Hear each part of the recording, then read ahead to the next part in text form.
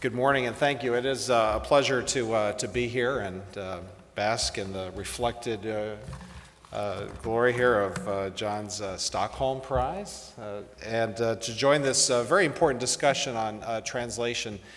I'm going to actually just set the stage for our subsequent discussion by sharing with you just a few thoughts. And I'm going to bring a different perspective to this discussion, maybe than you've heard so far. So, translational research is something NIST does all the time, and it's something I never talk about. It's both the premise of our agency and what we do, and it's something that we just don't discuss at all. And so I wanted to share with you why that's happening. So NIST is the nation's measurement laboratory. That's the good way to think about it. In fact, many of you probably still remember it from its original name, which goes back to 1901 as the National Bureau of Standards. It's one of the nation's oldest science and technology agencies. And its mission is basically to define the system of measurement of the United States. So yes, we define a second and a meter and a kilogram and all the basic units. But what NIST mostly does is take those basic ideas of measurement and turn them into practice.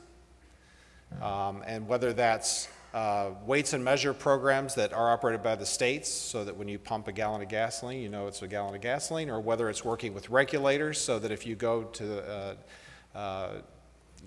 get your vehicle checked so that for emissions that we know how to measure the greenhouse gases that are, or the acid rain gases that are coming off your vehicle. We can measure those accurately. And in fact, NIST has had a strong tie in the realm of forensic science, really almost going all the way back to its beginning in 1901.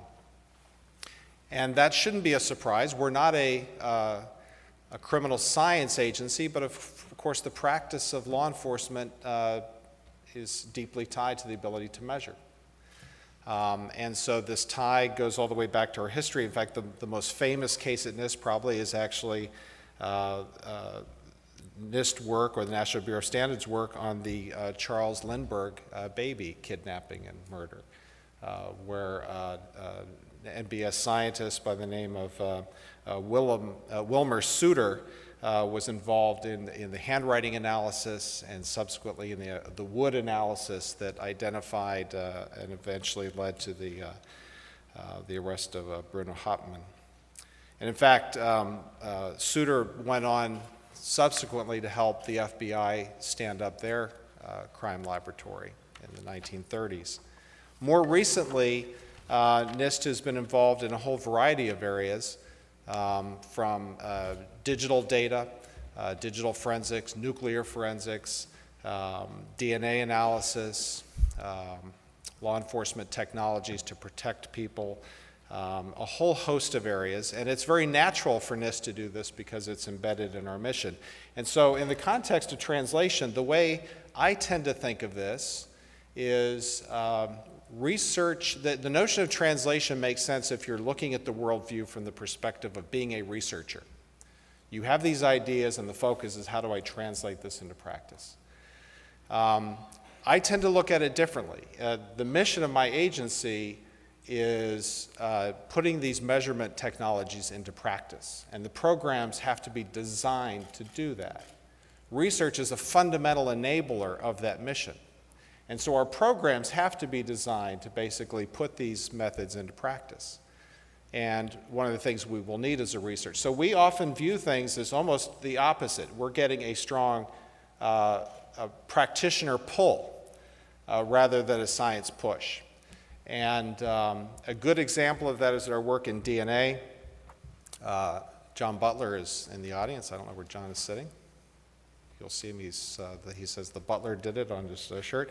One of the things that happened shortly after 9/11, of course, is with the attack on the World Trade Center, was the large volume of very degraded DNA material that was on the site. And this challenged the current technology in terms of being able to rapidly look and characterize and generate profiles for small samples, very damaged DNA samples. So John and his team basically went back developed and modified the underlying methodology to develop these profiles, and then didn't just write a science paper. What they did is they worked to disseminate that into the practice. They worked with manufacturers to develop the technology for that new equipment. They developed the testing infrastructure so that this equipment, when it's deployed, can be calibrated and checked and used reliably in the field. And so the whole program was designed to drive this new understanding into practice, but the research itself was a key underlying piece. So I'm looking forward to this discussion. I think it's going to be great, and again, thanks for the opportunity.